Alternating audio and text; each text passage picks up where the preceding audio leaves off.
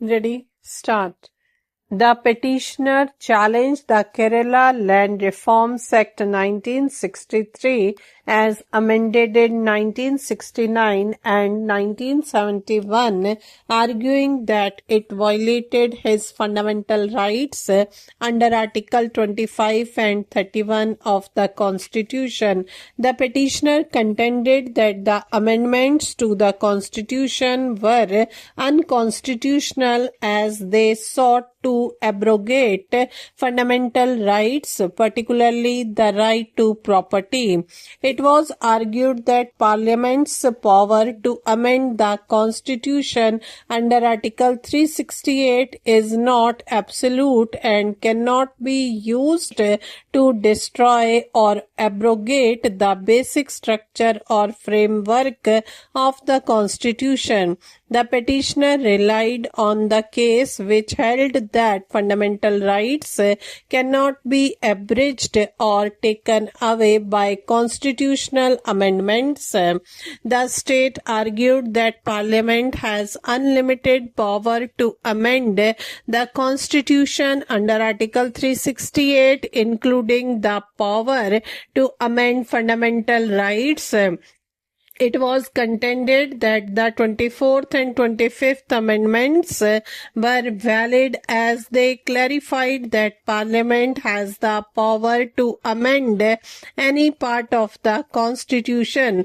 The state relied on the principle of parliamentary sovereignty, asserting that no court can strike down a constitutional amendment if it is passed by the required majority and procedure. While Parliament has the power to amend any part of the Constitution, Parliament cannot amend the Constitution in a way that destroys or abrogates its basic structure.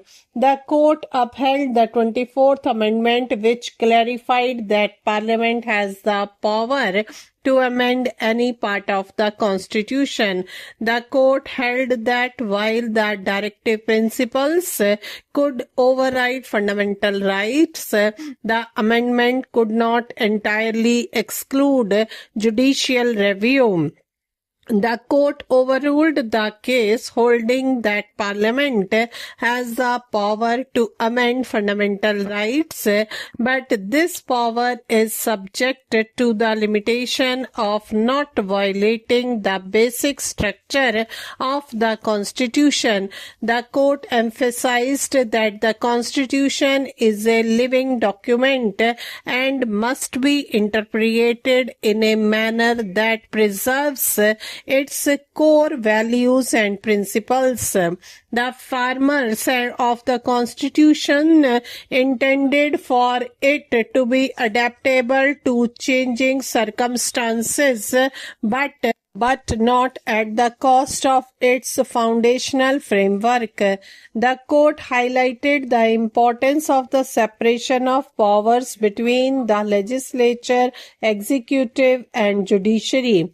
It was reasoned that if Parliament were allowed unlimited amending power, it could disrupt the balance of power and undermine the judiciary's role as the guardian of the Constitution. The court held that judicial review is an essential feature of the Constitution and cannot be taken away by any amendment. This ensures that the judiciary can strike down laws or amendments that violate the basic structure. The court noted that the federal character of the Constitution and the democratic form of government are integral to its basic structure. Any amendment that centralizes power or undermines democracy would be unconstitutional. The court balanced the conflict between fundamental rights and directive principles, holding that while directive principles are important, they cannot completely override fundamental rights. The court emphasized that both are complementary and must be harmonized. The court reasoned that that if Parliament's amending power were absolute, the basic structure doctrines acts as a safeguard against such potential misuse of power. The case is a cornerstone of Indian constitutional law establishing the basic structure doctrine as a limitation on Parliament's amending power. The judgment reaffirmed the supremacy of the Constitution and the judiciary's role in protecting its core values. By balancing the powers of the legislature and the judiciary, the court ensured that the Constitution remains a dynamic yet stable framework for governance. This case has had a profound impact on subsequent constitutional amendments and judicial decisions, ensuring that the foundational principles of the Constitution remain inviolable. Full stop.